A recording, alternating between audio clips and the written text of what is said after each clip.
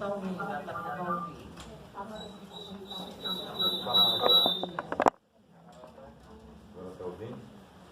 Oi, mas não está saindo som aqui, né? Tá sim, agora beleza. Então, gente, rapidamente, né? Fazer aqui algumas considerações de algumas interrogações que 2, 3 companheiros fizeram aqui. A primeira coisa é sobre o urânio, que o mestre ali se perguntou, né? Então, em Santa Quitéria, no Ceará, está a maior mina de urânio do Brasil e a 7ª maior do mundo. Atualmente, no Brasil, tem uma mina de urânio em execução, ou seja, sendo extraído, que é lá em Caetité, na Bahia, a mina do Engenho, atualmente, né? De lá, eu esqueci o nome do senhor.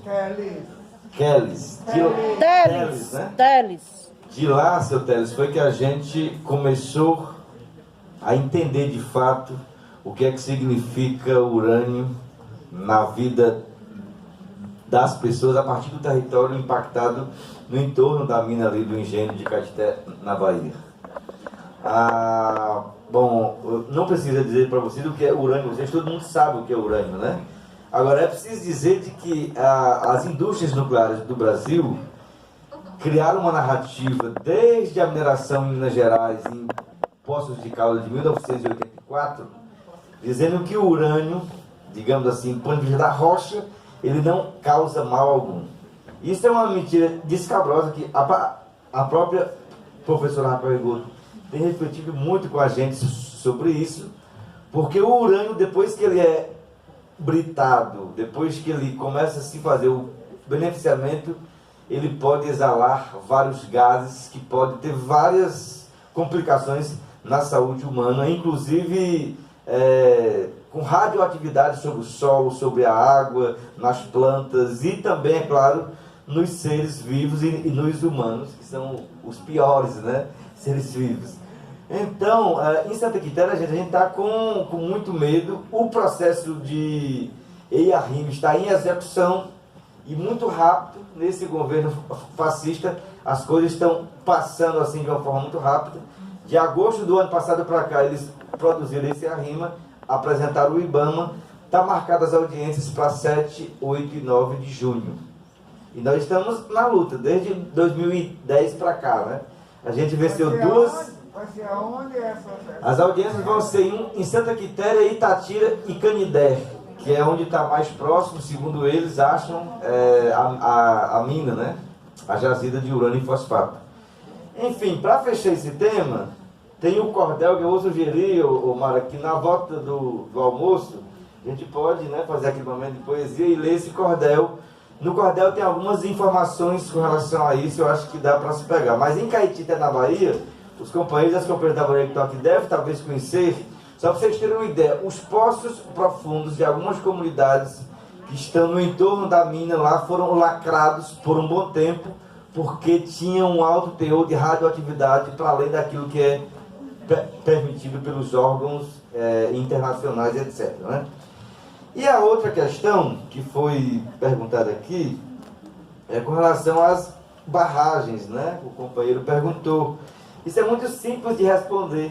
É porque custa menos, companheiro. Então, em vez de você fazer um barramento de talude, um barramento de verdade, é melhor fazer de talude. Quando a gente fala disso, as pessoas não acreditam, mas as mineradoras pouco estão se lixando para quem mora para baixo, para quem pode ser prejudicado com um crime ambiental, etc. Principalmente as mineradoras, porque se custa menos a barragem estourando do que se consertar o erro que às vezes tem em uma barragem, infelizmente. Isso são estudos que o pessoal está fazendo sobre as barragens que romperam lá em Minas Gerais. Então, infelizmente, para eles as vidas humanas não importam de fato. E terminando, porque já esgotou o tempo de novo, gente, no Ceará e no Nordeste tem um conflito muito sério que nós deveremos prestar atenção, vocês como parte, digamos assim, dessa atenção básica à saúde do trabalhador e da trabalhadora, que é o seguinte: é os conflitos relacionados à água. E a companheira de Pedra Branca ali já trouxe esse não é um conflito, é um conflito natural agora, que tem a ver com as mudanças climáticas, sim, tem a ver, mas a mineração pode secar ainda mais a água que existe no Nordeste, no Ceará ou nos nossos territórios. Porque a mineração precisa de água para sobreviver, gente. Só para vocês terem uma ideia, este projeto de Santa Quitéria, para mineração de urânio e fosfato, precisa de 855 mil litros de água por hora. São mais de 20 milhões de litros de água por dia para poder se lavrar minério. Enquanto tem comunidades ali do entorno da jazida que não tem água para produzir um pé de cebola. Então, prestemos bem atenção para onde é que pode-se ir as águas que nós temos no Nordeste. Nós estamos dizendo que essas águas deverão ser para produzir alimentos, deverão ser para o cotidiano dos territórios que precisam dela, para pescar, para produzir alimentos, para poder tomar banho de verdade, sem água contaminada, etc, etc. Mas nós precisamos pegar essa briga grande, tanto com o Estado como com as mineradoras. Muito obrigado. Obrigada, Erivan. Como não teve nenhuma pergunta direcionada, né, foram mais sugestões, a questão das práticas orgânicas que o Roberto levantou, já existe, né, essa questão, né, das práticas orgânicas. A gente, como eu falei, tem uma parceria muito grande com algumas instituições. Então, o IPA, que é um instituto que tem em Pernambuco, que fala dessas produções orgânicas, eles são parceiros, eles têm cartilhas de como produzir sem agrotóxico. Né? Às vezes, misturar café, pó de café com algo que você tem no seu adubo normal, sem agrotóxico, consegue aniquilar vários tipos de insetos que poderiam prejudicar a plantação. Então, tem realmente coisas muito baratas, né? Mas que o atrativo geralmente é o agrotóxico, porque está mais fácil, porque está ali, né? Tá sendo ofertado, às vezes tem uma promoção de compre um, leve dois. Não existe uma fiscalização tão rigorosa, né, dos atestados para a liberação do agrotóxico lá dentro de onde vende, enfim. A companheira lá de Jacobina, né, falou da questão das vigilâncias. A gente tem fortalecido em Pernambuco a vigilância em ambiente, processo de trabalho. A gente iniciou com o VAPT, né, que é uma sigla que está sendo mais falada, que é a vigilância em ambiente, processo de trabalho. A gente iniciou em alguns processos maiores, industriais, mas a gente recentemente começou o VAPT agrícola. Então, a gente tem ido nas usinas, nas indústrias, por exemplo, açucareira, né, que tem lá a plantação de cana-de-açúcar. A gente, infelizmente, em Pernambuco, teve 5 óbitos em uma única indústria.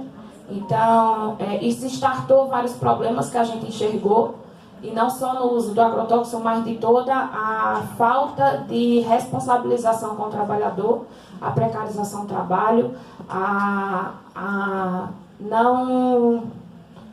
como é que eu vou dizer assim, o não comprometimento das responsabilidades de quem é o dono, né, dos grandes empresários, grandes latifundiários. Então, isso startou muitas coisas. A gente está com uma agenda fixa com a Dagro para fazer, porque dentro desses territórios são eles que, não é a sanitária, mas são eles que nos fortalecem nas discussões. A gente fez formação com as equipes da Dagro para eles enxergarem não só a fiscalização que eles fazem, porque eles fazem mais da parte da documentação, da liberação, mas a gente precisava que ele visse o trabalhador como ser central nessa inspeção. E tem sido bem importante. E aí, só para fechar, né, a sugestão da carta de manifesto contra o agrotóxico, eu acho que é de importância e relevância, né, para minha xará Tatiana ali que falou.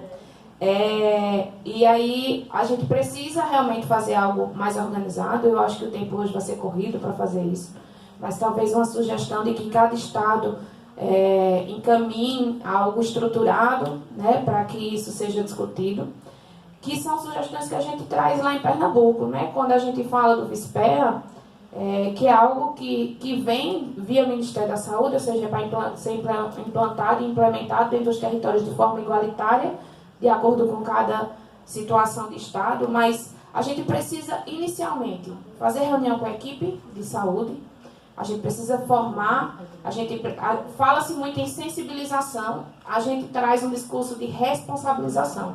Eu não preciso que o gestor seja sensível, eu preciso que ele seja responsável, porque o cargo que ele exerce tem de extrema responsabilidade, ele precisa assumir isso. A equipe de saúde da família não precisa ser sensível, ela precisa ser responsável ao que está executando. Então, a gente precisa tirar essa fala de sensibilizar, porque a gente sensibiliza a população, mas a gente responsabiliza o profissional. Fazer uma escuta qualificada com sindicatos e associações, entender o que é que eles têm, quais são os levantes, quais são as problemáticas, porque não adianta eu só chegar dentro do território, conversar com o agricultor, você não vai usar agrotóxico se eu não souber quais são as situações que ele enfrenta para que isso não aconteça.